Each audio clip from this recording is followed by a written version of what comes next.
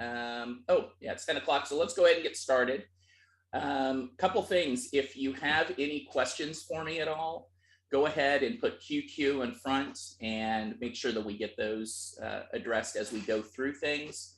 So yeah, just let me know on this. So let's see what else. Yeah, I think that's the main thing. Just make sure to put QQ on there. If there are any questions I don't know, I'll make sure we get that sent back to Emily and Mark and Sarah. See if there's a response we can put onto the Facebook page, and then we'll just go from there. So let me go ahead and we'll get started. Let me share my screen. Okay, so today what we're going to talk about is effective pricing and how I fit that in within kind of my work process and kind of figured those things out. So before I jump into it, let me just give you a little bit of background on myself so you have kind of an idea of what kind of my experiences that I'm bringing to the table. So I've pretty much had my own businesses since I came out of college. Originally, I was a software developer, and work eventually moved me into the finance and accounting field. So that's kind of what happened there. But how that really, I think, relates to my work within value pricing is I've done about 320 different quotes inside of the software. So I've seen a lot of things in the software that has worked just fantastic, has been fantastic for me, but also some things where I've tried to tweak and try to reinvent and use things in a different way to be able to make the software work. So it's been, you know, it just really solves one of my major issues. And kind of my story was, you know, I was good at doing things, but I was horrible at pricing. And I would always get into a discussion later on about, I would kind of get the work done, but then we would start this haggling exercise. And this was way before I was familiar with value pricing. And the other thing I would do is I would give them a price. I'd give them a single price. It was kind of a take it or leave it. So a lot of times I was leaving money on the table because I was charging too little, or I was, or the client was walking altogether because I didn't have maybe different levels of service where they might have accepted work with me, but maybe with less services and a lower price. So, so that's kind of what's going on there a little bit. Now, kind of the overarching context was something that someone had shared with me, something called small hinges swing big doors. So let me see if I can pull that up here. So kind of the idea here is ultimately, you know, we're all working to make a profit. And this kind of calculation really made it very clear in what we were trying to accomplish, which is we want to get leads. We want to do some sort of conversion. We want to have a certain average price. So, you know, 4,000 leads, we convert 25%, we get 1,000 clients. We have a certain transaction amount, there's a frequency, and it kind of generates. So where I see Marx software in this process is they help with conversions.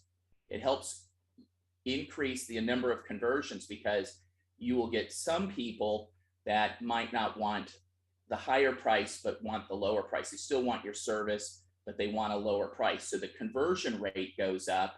And I would also argue that the average transaction price is going to go up as well, because you're going to be surprised that some clients are going to want your top level plan when you didn't think they did.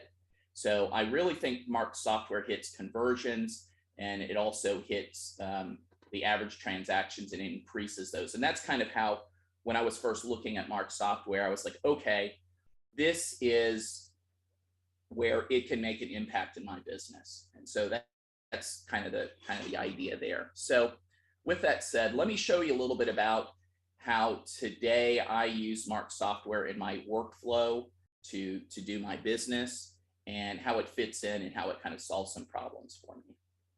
So let's take a look. All right, so let's look at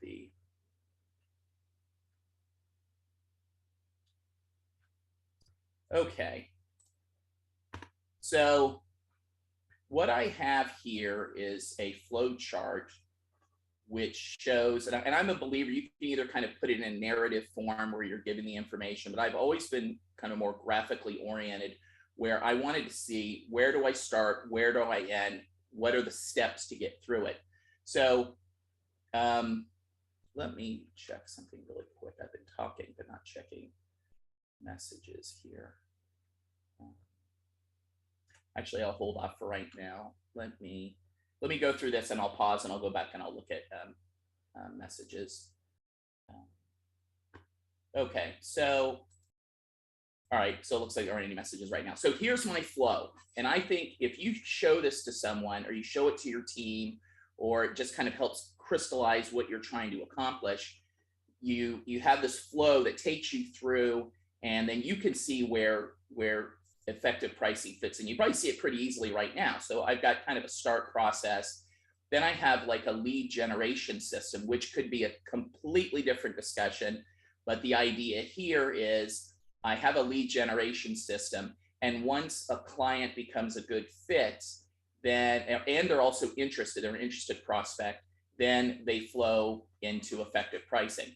Now, coming out of effective pricing, there's two options. Either they're going to work for me, or they're going to become a client. Sorry, they're going to become a client, or they're not going to be a client yet, and they'll flow back into my social media system up here. So, coming out of effective pricing, if they do become a client, I immediately, with things signed, I immediately send them into a treasury function, which is basically get all payments queued up, get everything taken care of. And once that's done, then start doing the work for them. And then it kind of comes out. So that's really high level, simple process. We're going into the social media. Once they become a good fit for us, we're looking at effective pricing to share what we do. And then they select a package, and then it just flows out this way. Now, there are two outputs, the way I kind of look at Marx or look at effective pricing. So the two outputs are, step one, you have a renewal quote that's generated. So the idea here is, and for the people that are using the software, this is stuff you already know, but the idea is when you're on the screen where you can print the button, which shows the different packages, you can generate a letter, and that letter will give the client the option to figure out which of the lines of service that you provide and at the right price that makes sense. Now, this is kind of like a paper symbol, but this doesn't necessarily mean it has to be done by paper. So what I've done here in the past is, if it's a new client, it's a face-to-face meeting or a Zoom meeting with them where we go through it. Now, for clients that are already familiar with the process of selecting one of the 3 or one of the 5 packages, then I will usually just send some sort of document through like a signature tool where they could select and choose which level of service they want. And then once they've decided on a level of service that they want, I go in, and within the process, I go and I generate the engagement letter. And then with that letter is what they sign, and kind of contractually binds me and them to what we're going to do as far as the services go. So, so that's kind of the two outputs. This would be step one. They have to know what their choices are and what are the associated prices. They need to communicate back to me what they want, and then we go in and I generate the engagement. So it's relatively that simple. So let me jump in a little bit on effective pricing and break it down a little more. So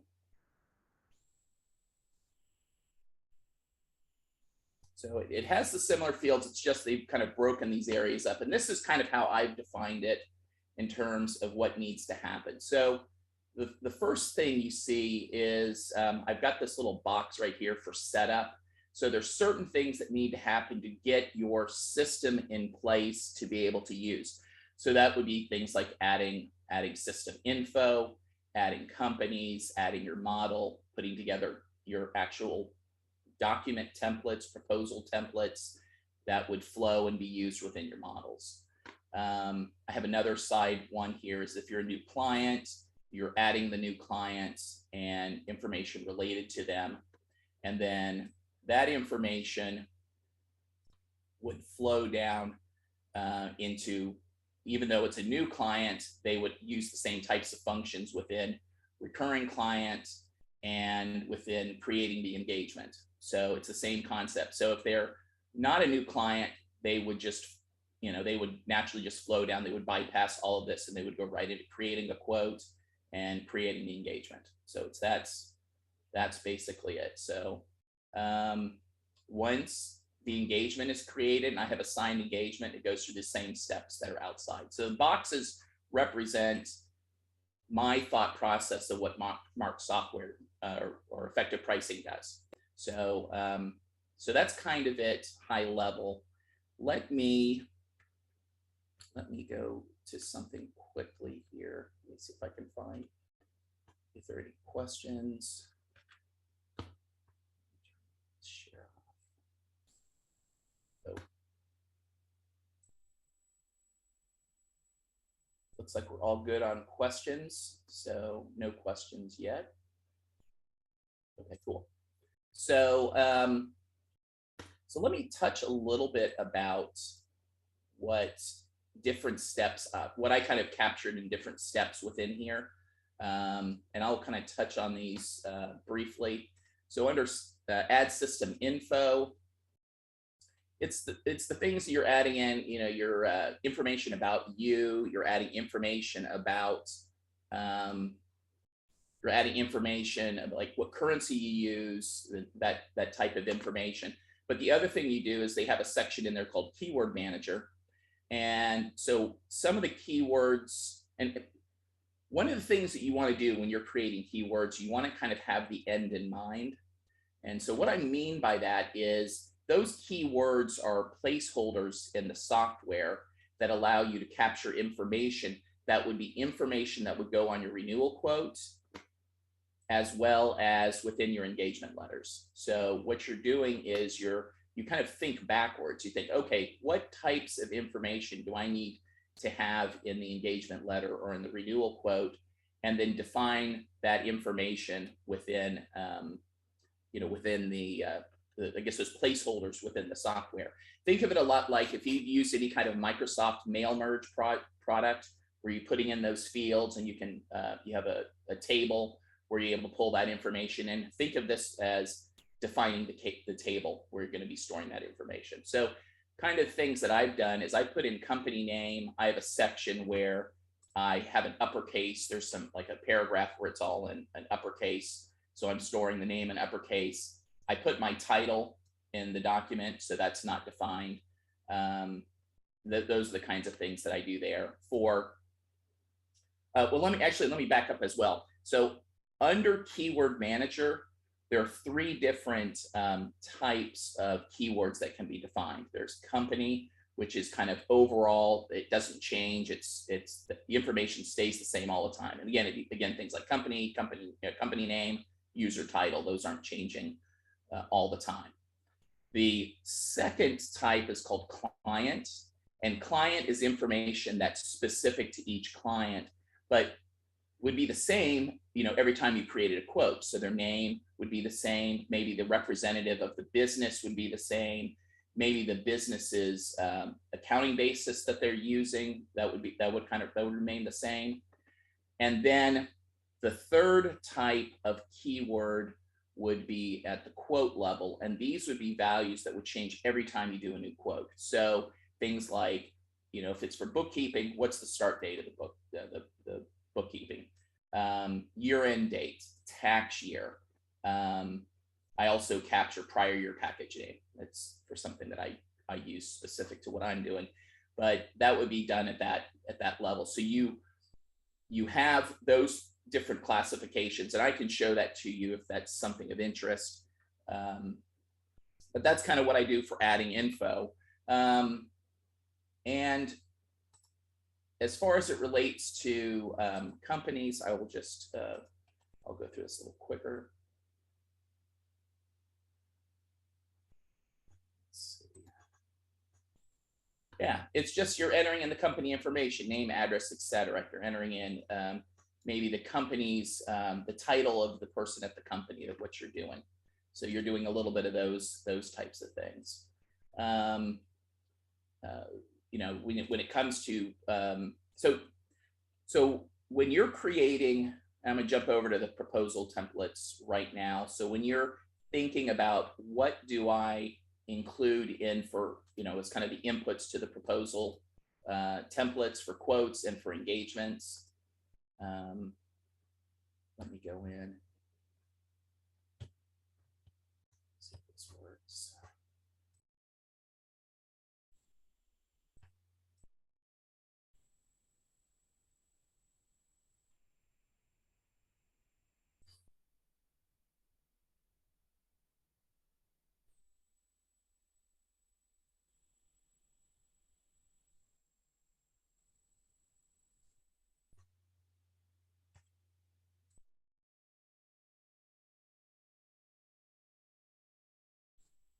One more time.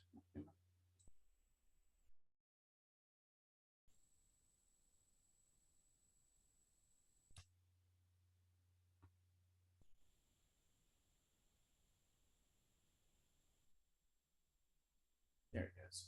Okay, so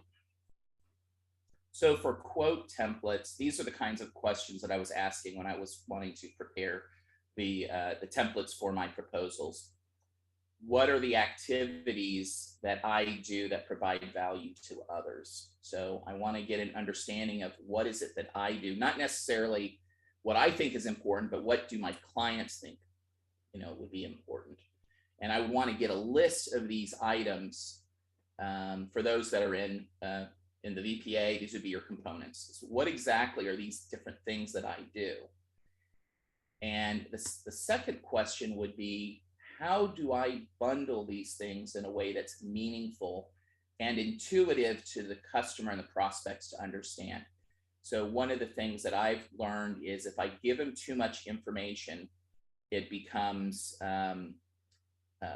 they're paralyzed with too much information. So for each of these different lines of service that you do, you want to be able to give a 30-second elevator pitch, be able and be comfortable with it. So for example, if I was talking about doing someone's personal tax, I would say I have 3 levels of service. I have my premium plan is where I'm kind of forward looking to help people with tax planning. I address any issues in the past in case they have any issues with the tax authorities. And I also do the compliance work to keep them current today. Now, my middle plan is I don't do the forward-looking planning work, but I will handle resolution issues with the authorities as well as do your return. And then my basic plan is set up so that I won't do any planning and I also won't address any issues. That's stuff that you will handle. And so real quickly, you can go through and you can give that information to them in a meaningful way. So it's like bundling, and that's easy for them to process. And they go, okay, do I want all 3? Do I want 2 of the 3, etc. So you want to be able to articulate that in your template so it's very clear for them to understand. Now, the other thing you can do is if you don't want to overwhelm them with a big letter that describes everything, you can record a YouTube video. So sometimes that works and it's much more effective. And I'm kind of playing around with that right now.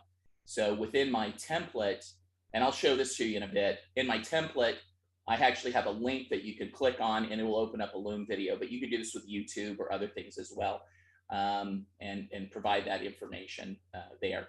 So those are kind of the inputs. That's kind of what I'm thinking about when I'm trying to put together the templates. The output would be a renewal letter. You know, whether or not this is optional, you want to include a video link, which talks about what you do. I list all of the services that are options available and the price. I also list the basis for the pricing and the questions because I don't know how the lines got there, but the basis for the question, and the reason that I include this in here is for scope creep. Because one of the challenges I ran into is I would do all this work, but then it would just kind of blow up on me. So the purpose for the basis of the pricing is in case that any of the answers that they provided me needed to be, ended up being just egregiously off or materially off, then I could go back and say, hey, we based our price on this, but in reality, you don't have 2 companies, you have 12 companies. We need to redo the pricing. And you can then show them what the price was based on because of this information here. The other thing that I do is when you're bundling your services and you're kind of giving very short phrases of what you do, a lot of people are like, I don't know what that means, or they won't even tell you, they'll just not say anything. But if you include a brochure, which then talks about those different items, the different activities that you perform, and expand on it, it gives a better understanding to them should they want to go look that information up. And so what I do is I have a brochure for my different lines of business, and I attach that at the bottom when I send out my template. So everything is all together if they need it. So that's kind of it with the quote. Let's take a look at, so another thing we do for proposal templates is we build engagement templates. So this would be the template, kind of my thought process for what I'm doing when I'm looking at a final agreement and things like that. So what I would say as far as engagements go, make sure, because these are contracts that you get with somebody who's a lawyer or somebody who practices law, and that make sure that it's going to meet the requirements for what you need. And if they're both an accountant and a lawyer, then that's even better, because then they can understand and craft it because they understand the industry that we're in, but they can also write it to kind of cover you. So the things that I was looking at when I was building the engagement was what do I need signed to protect me? So I'm going to be in the best position possible in case something is vague or something that is kind of unknown, that's not part of the contract, is not there, that I've got something in place that kind of limits my risk. How do I define what I do, my firm does, and what the client will perform? Like how do we do those types of things? The other thing is, when do I get paid? How do I communicate that? How do we come to an agreement on those things? So what I did here is I created an engagement letter, and the letter that I got was based on hourly pricing. So what I did is I went into the engagement letter and I ripped out all of the hourly pricing. And I then chatted with the people who created the contract. I said, hey, I'm doing value pricing. I provide pricing up front. There's going to be a payment schedule. How do I articulate this? So they gave me very simple phrasing to then put inside of the engagement. And pretty much what it came down to was, instead of me specifying details of what I will be doing within the engagement letter, what I ended up doing is saying things like, and I'll show this to you when I open up the engagement letter, is based, and this is kind of how more or less what it says, based on what you selected in Appendix 1, we will perform the items included in Appendix 2 and Appendix 3. And then for payments, it would say something like, you agree to pay us on the terms as provided in Appendix 5, down here where it says payment schedule. So you have, with that, you have this idea that really Marx, or the value effective pricing software, is handling all this part right here dynamically. So based on what the customers answer, how your model works, how things are done, these appendices are dynamically changing. But what's not changing is your engagement letter, because all you're doing is referencing back to the appendices. You're not saying what you're doing, you're saying you're doing what's specified within the different appendices, and they will pay you based on what was determined in Appendix 5. So the letter is, and that's the reason I call it generic boilerplate contract referencing the appendices. So this contract then holds true. So then the idea here is there are some people that use other software for doing their engagements. So the idea then would be you would use Marx software to attach the different appendices, and then you would make reference in your whatever your other software is to do your engagements, and you would then attach the appendices as a part of that. Now, the way I do it is I build it all within Marx software. I build my engagement letter and I build my appendices within here. So that's kind of how that works. So let me go to chat and just kind of see what we're looking at here.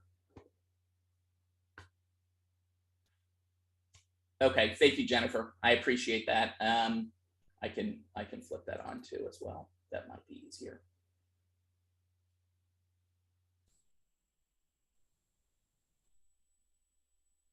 That might make it a little easier.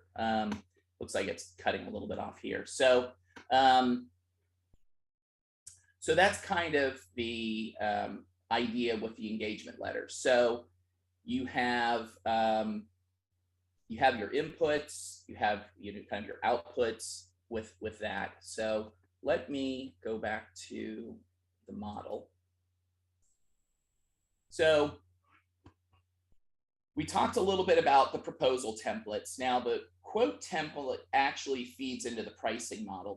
The way the software is written, the engagement doesn't. But let's take a quick look at the pricing model here. And kind of some information here.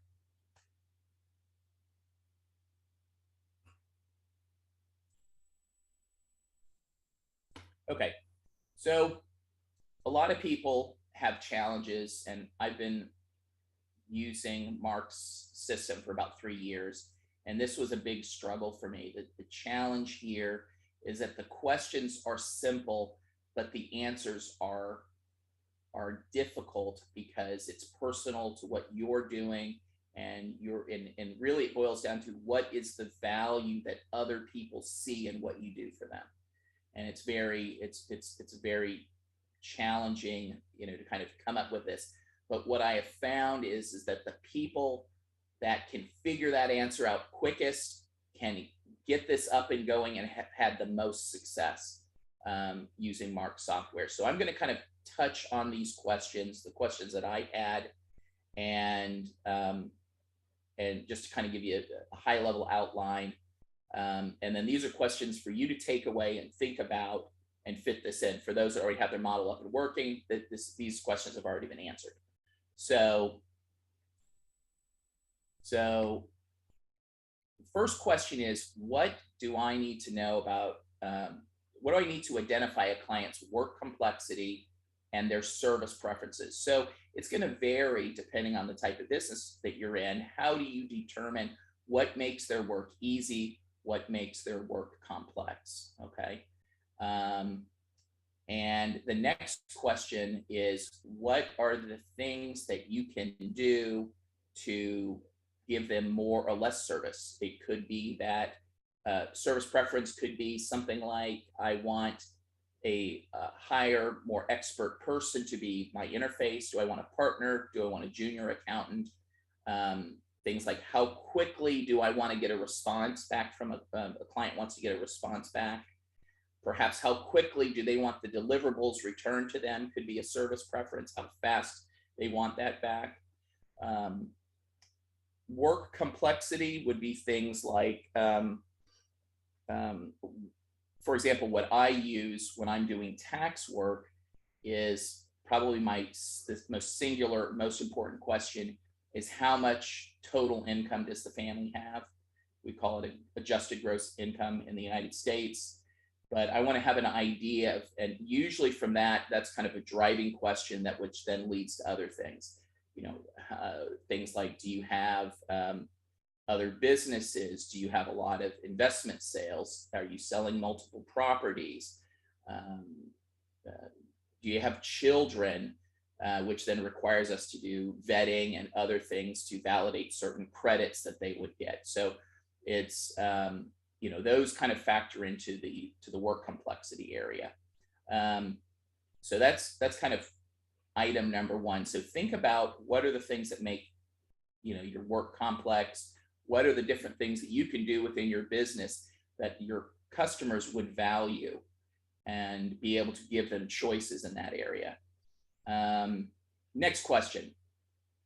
What activities do I perform that provide value to my prospects and my clients? We touched on that when I was looking at the quote, which is, it's basically, it feeds that, these questions feed those two areas, because what you're going to list here in your model is what you're going to also list in your quote as well, for providing that information. What is it that you do that provides value? And so you want to identify what is it you do, and then I would have below that something that says, this is how it provides value to my clients. So if I'm doing a tax return, why is that important? It keeps them compliant with the government. So I would say the purpose of this is to make sure you don't get in trouble with the government. We want to make sure we get the compliance done. So I'm framing it from their perspective. What are the consequences if they don't do these certain things? If we don't do planning, they might miss out on opportunities that could jeopardize their future and kind of the lifestyle they want when they're ready to retire, if we don't analyze and do things today. So those are the kinds of things you want to list what the item is, but you also want to have an idea of how does that benefit the client. Next question. How do I bundle my activities in a meaningful way for customers and prospects? So that goes back to the concept when I was talking about your elevator pitch. How do I bundle these things in a way so that it's very clear for them to understand what it is that I do, and they can quickly make a determination? The faster they can make that determination, they're gonna move. One of the mistakes that I made is I gave them too much information. A lot of times they don't need a lot of information. They just need a very simple understanding of what is the value for each of those levels. So do not overcomplicate it there. So next one here is, what activities might be valuable to a client that aren't selected in a package? There are scenarios where you have kind of one-off activities that don't necessarily fit within a bundle that you do. For example, you might say, hey, I'm doing my taxes, but I want to do some sort of estate planning, or I want to do something different. So those might be items that are not necessarily part of your bundle, but could be an add-on in certain circumstances. So that would be kind of an idea there. And then the last one is, sometimes your clients do things that make your life easier. So you might want to factor that in your decision making on maybe giving them a credit, or going ahead and reducing what their bill might be. So that's an option as well. So a lot of these questions that are in here, if you're not sure how to figure it out, I'm going to do my plug for Marx program, is the best thing I ever did. And I have a clear understanding. These are like the kind of fundamental questions for being able to put your model together. And if you can answer those, then you're kind of off to the races. And one of the things that Marx software, Wickersham Training International, what they have is with effective pricing, is they give you templates and a starting point to kind of build on and modify and tailor it to what works best for what your business is and what you're trying to accomplish. So, so that's kind of it with that. Let's go back here. So I've more or less touched on everything. I've got creating of the quotes and the engagements, but really it's what I find is setup is the most important thing, but you don't see the results until you get down here and you start producing things. So one of the things that happened is I would do the setup, I'd rush through setup, I try to get this stuff done, and then I generate the quote, and something was missing or something wasn't right, and I have to go back and re-update this. So technically there would be arrows flowing back to kind of fix things. So just keep in mind, this is an iterative process. When you start building this stuff, it is never perfect. Never. I'm still, even today, making changes to my models. I'll see better ways to do things. So you're going to have this iterative process where you're going to be working with putting together the quotes and putting together your engagements, and you're going to see something that's missing, and it's going to cause you to go back up here and adjust how you set things up and add new features and do things. So this is where it goes from being science to being art, because you're going to find things, once you kind of get the core information in, you're going to begin to tailor things that make better sense to how you are running your business and how it's best to articulate to your clients what you do and for them to understand and be able to take action. So that's kind of it with that. So let me go, we're at about 35 minutes and I want to free up some time for questions. Let's take a look at the renewal quote. And so I've truncated it down. I think we have kind of a mixed audience where some people are in VPA and BPA and others are not. So I've kind of scaled things down a little bit, but I wanted to show a little bit what's going on there. So let's see if this, oh, I've got it open already. Okay, so within effective pricing, one of the things we can do is when I generate this, you're able to put in different keywords. So all of the stuff at the top is that's a keyword. What year are we in? I'm putting these variables in so it dynamically builds. So every time I build this for a different client, for a different year, for a different quote, it will dynamically fill this information in, and it just makes your life, a lot easier. So here is kind of a title page. One of the things I'll put in as a plug as well is this is kind of the basic one. This isn't a very sophisticated design. Emily, who's also behind the scenes, if you want to put anything out there, Emily, about some of the services you do to actually provide a lot more polish for the renewal letters and the engagement letters, if you want to throw a link in there, I strongly recommend it. It's something that's sorely needed on my part to do that. So with that said, let me go in. What I've done is I've kind of cut this down. Originally, this information came from a template, an actual written template that I had inserted. I gutted the heck out of it, and I included just kind of relevant pieces for now. But I did want to show you a couple things. One is one of the neat things about the software is you can build the PDF and put hyperlinks in them and then record a video. So you record the video once, and then instead of having them have to read something, they could watch a video. So then you can design the video to articulate what are the different services. Kind of like if I was doing my elevator pitch, I could put something like that in there and I could talk about this. So this information is dynamically being pulled from the quote. This information is being pulled from the quote. This date's being pulled from the quote. So it works great. It's just like doing mail merge with Microsoft. So let me go in here and click brief forward. So I put a link in the PDF. So when I click it, it will bring up a Loom video, and you can do this again with YouTube and other things. So if it will work, there it goes.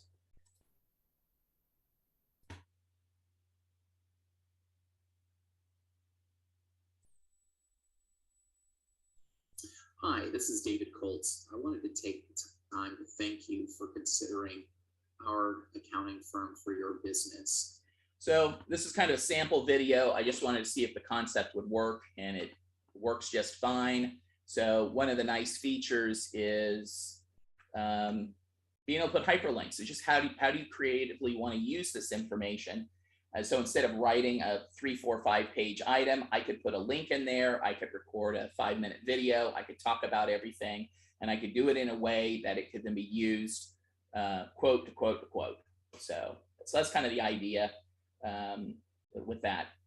Now, the other thing is that I talked about is, and I cut a bunch of this off, but because I wasn't sure exactly what I can and can't share.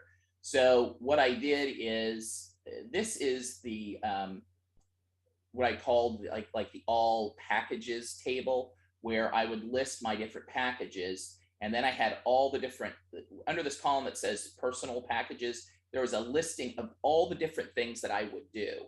And then there's checks over here, which would say yes, included, not included. And it would show the whole thing so people could see what was going on. And each of these items that were in here was just a very short blurb. And so for a lot of people, they don't understand what that means. So what I did there was, I think I put this in here. Yeah, so what I do then is, and I've cut my brochure down, so I just have a front page and a last page, but what's in here would be all the details, a paragraph or two about the different line items of what I have in here for each of these different line items. So I'm showing, if I'm doing something where I'm saying I'm going to electronically file, or I'm going to do advanced preparation. What does advanced preparation means? Well, they would be able to see that in the brochure, or I could say, hey, go look, it's in the brochure. Here's where it would be. This is what it means. So that would be in there. So I've attached my brochure with my quote, so it's all together. So that's kind of the idea. Now, the other thing I include in here is I want to give them a copy to kind of mark kind of a stake in the ground, saying my prices are based on these answers. So I'm showing them a price, but I'm also showing them how I came up with the price, so that if any significant changes occur as we get into tax year, because I'm going to provide these prices actually for 2020, tax year 2022, about 9 months in advance. We're getting our best estimate on what this would be. And then when we come around to come around to March and April of 23, if there's any significant changes, then I can elect to go and make those changes and say this is significant enough, we need to address this. So that's kind of it with that. So again, just to recap in here, so I've got my quotes, and again, the idea here is I'm giving them 3 different prices. The customer needs to come back and say, yes, I want peace of mind. And matter of fact, I have clients today, they don't even look at the prices. They just say, don't send me any quotes. I just want the peace of mind thing. That's what I want. They just tell me that. So it just, if you use really good names here, they will, and it resonates. I want the peace thing, the peace of mind thing. So they'll tell you, and you already know the answer. You could even then bypass doing the quote because you've got them conditioned. They know what they want. And so that's kind of it with the quotes. And I've cut out a lot of information, but I wanted to share some of the things that I had put in here just for your kind of the main things with the pricing, and then the pieces down here. So let's go back and take a look at the engagement letter. So let me go do that.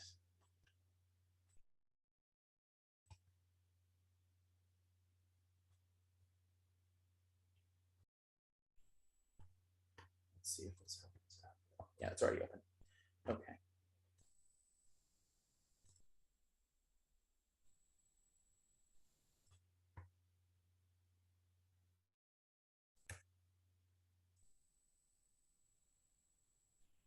Okay, same kind of thing.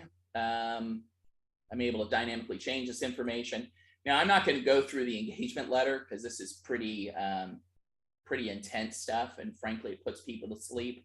But one of the things I did is I moved all of my signatures toward the front because I'm using a different tool to capture signatures, but I wanted to have all of the details kind of that follow. So I basically have a piece saying you're signing to what's in section 1, and then we'll talk about section 2 and 3. And so what I've done there is I've got a section for tax preparation. So you remember how I was talking earlier, I said, as agreed in Appendix 2, or Appendices 2, and then I also mentioned what level of service they selected. So I say, as agreed in Appendices 2 and 3 of our FPA, dated on this date, we will prepare that's a variable. The Texas is a variable. We will prepare this information for you. We must receive all your information. That's a variable. A lot of this is boilerplate stuff. and then down toward the bottom, fees, as based on our answers provided in Appendix 1. So I'm referring to the information based on the questions. The payment schedule for the service is as agreed in Appendix 5. So you then know, again, so that the contract is generic, but I make references to the appendices where all of that information dynamically changes. So that's what I did. I ripped out all of that information. I even changed this around. The account is considered delinquent if payments are not current with the payment schedule. It doesn't say anything about being 30 days late or anything. No, it's that you have to meet the payment schedule. And that's kind of way it's set up. So, all right. And then for signatures, I just refer back to the signing page up in the front. So let me zoom through this. So then what I do is I have Appendix 1. It's the basis upon which the price is agreed, which is my scope control page or appendix. What we've agreed to do.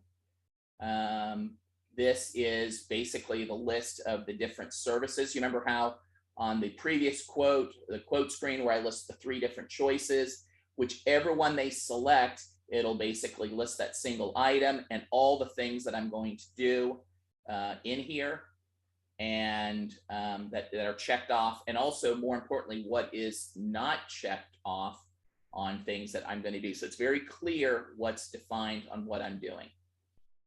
Appendix 3. Oh.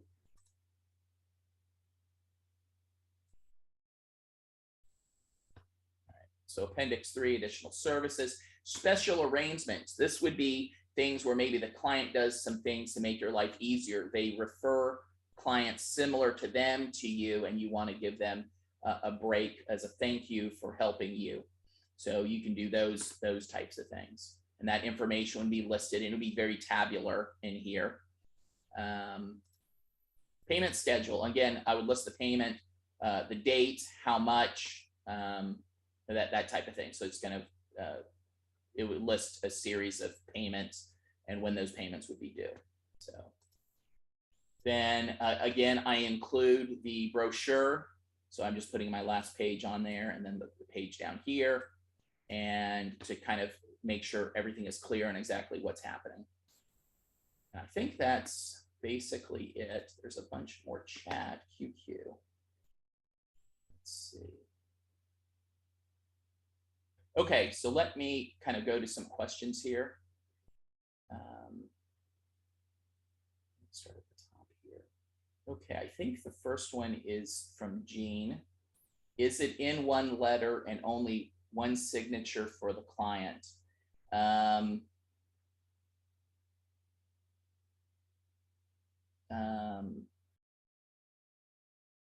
Can you follow up, Jean, on your question? I want to make sure I'm understanding it. So if you're doing,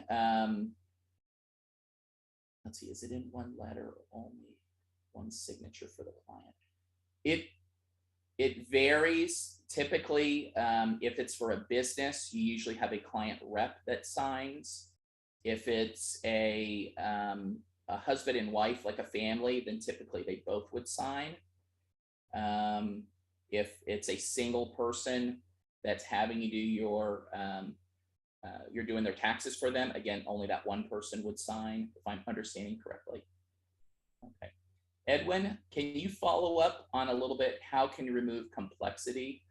One of the things I would say there, Edwin, is you can make the engagement as simple and the quote as simple as you want.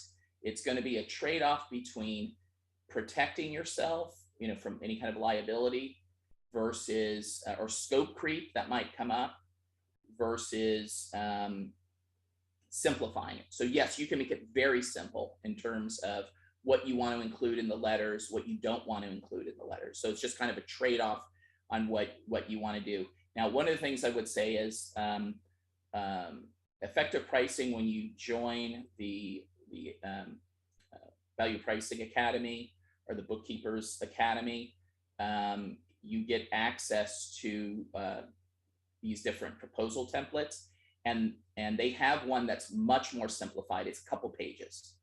So the question is, do you want something that's more kind of legal that has teeth, or do you want just something very simple? So you have that flexibility there.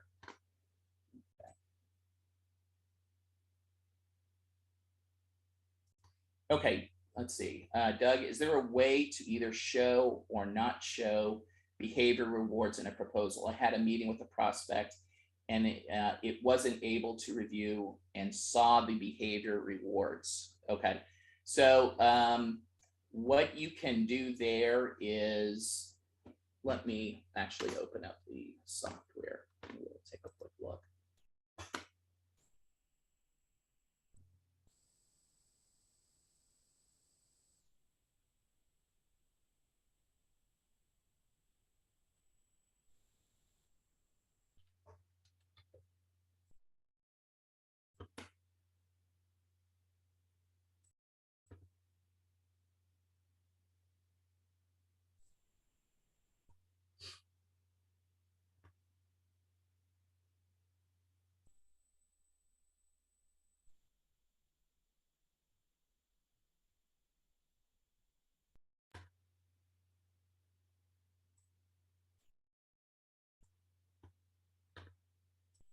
So one of the things you can do here, let me go back to, I think it was Edmund.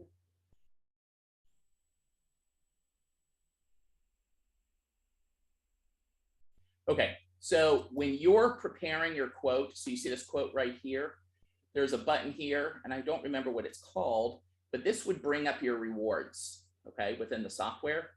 And then you can mark in here what credits you're going to give them or not give them. So that's, and then it would just adjust the price down here. So do I have a coupon? Let's see if this is going to click.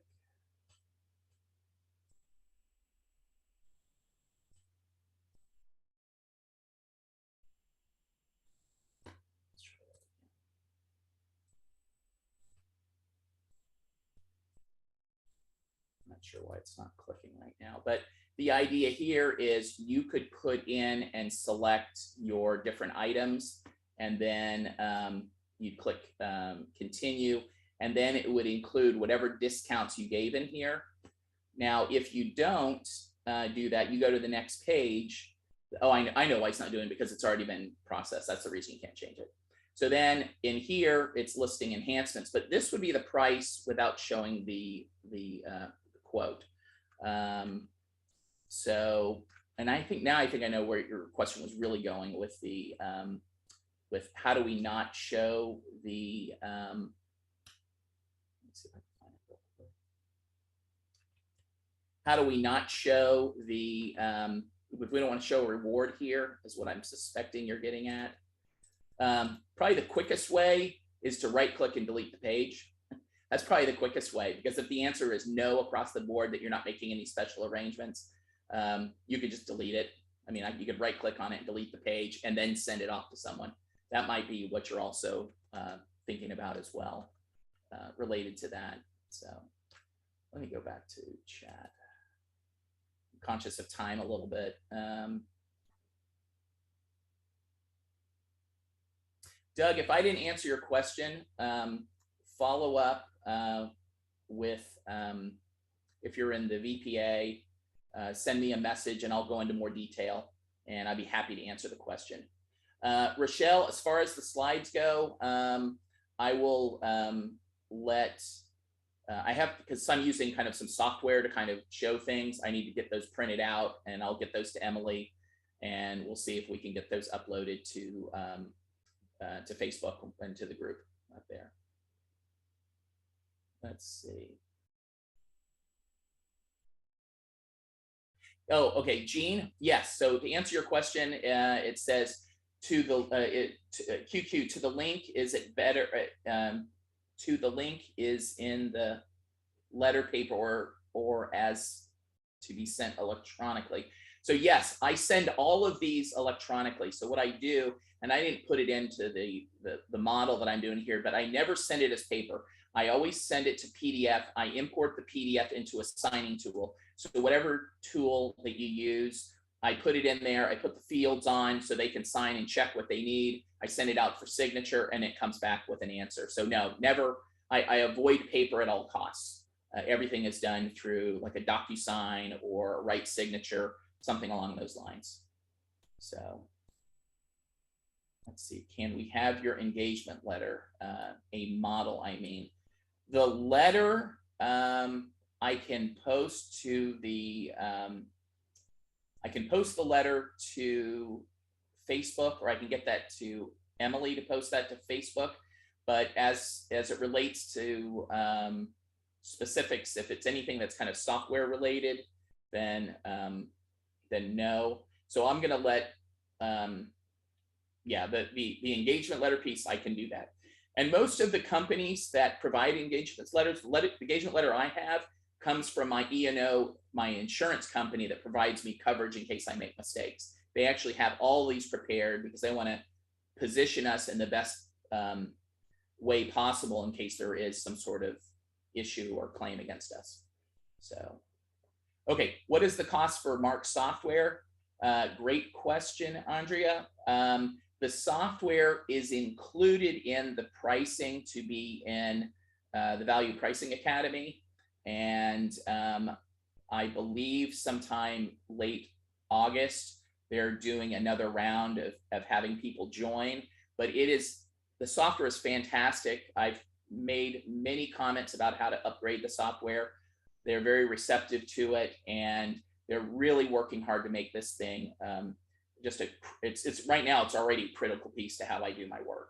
So I don't know the current price of the membership in Marx program, but it's phenomenal. You get the software, but you get all of this training. One of the biggest challenges for me was for me to get in the right mindset. And it's kind of it kind of breathe belief into you that yes, you do provide value. We're always our own worst critic, and that we can go in and you know, once you know that you really are delivering value to people, you're much more confident in asking for a higher price commensurate to what you're actually providing them. So I think that's another great feature of being in Mark's program. I've been in it about 3 years. I am still on my journey, trying to learn and get better. Let's see. Do you prepare the engagement letter after you see the current year material for prepping the return? If before, the fee is based on what you've done in the past. Okay, so Paul, the way I handle that is I capture the questions under the basis on which the price is determined. And when I do that, if it becomes material, and it would list all of the questions and how we answered them. And if it becomes a dramatic change in what I've done in the past, then what I'm able to do then is I'll go back and say, hey, there is some scope creep here. You said it was only 2 of this and it's now 12 of this. And I've actually gone back to a client in all the years that I've used the software, I think like twice. Most of the time, it's just not big enough for me to have that discussion. There have been times where it's been significant enough where I went back and they agreed. So there's that aspect of it as well. Yes, the concern always is if I'm giving a price today for work I'm doing in 9 months, how do you know for sure? And you don't know for sure, except that you're capturing what the basis of what the pricing is done. And matter of fact, I think now that I think about it, that's probably a great piece to put in the engagement letter, that if there's a significant change in the material enough change at the firm's discretion, we might have to come back and readdress pricing at a later time once we find out that this was a much bigger issue. The other thing is if you're working with a client throughout the year and you're doing quarterly work, you're getting an idea of if things are beginning to ramp up beyond what the original quote was. So you can begin to have those discussions early in the process versus waiting till last minute, because no one likes to get gotchas. So there's that piece of it as well. Let me go back here. Oh, I am running out of time. Clive, I apologize. Let's see, how long or hard is it to set up the model? It takes a while. Great question, Clive. I'll answer this last one and then I'll hop off. I help mentor people with if you're looking for assistance, reach out to Sarah or Emily in this case right now. And if it's something that you want to get your process expedited, I have about 6 or 7 people I've done this with already. It's a service that people pay me for. But if you want to get through this process fast, I'd be happy to help you with that. So if not, there's training. There's just a ton of material out for people that join the academy to begin to kind of go through this exercise themselves. It's taken me about 3 years to go through it and kind of figure out what am I doing? How do I provide value? How do I want to bundle the different things? And one of the benefits is being able to go in and do those things. So, hey, with that said, I'm going to go ahead and sign off. It is 11. I apologize if I didn't get your question. Thank you for the kind words. I really appreciate it. And you guys have a great day. Post any questions to Facebook if you have any, and I'll see if I can get them answered. Neil, thank you for the kind words. I appreciate it. I'm totally new at this stuff. So thanks again. Thank you, Lynn. Thanks, everyone. You guys take care.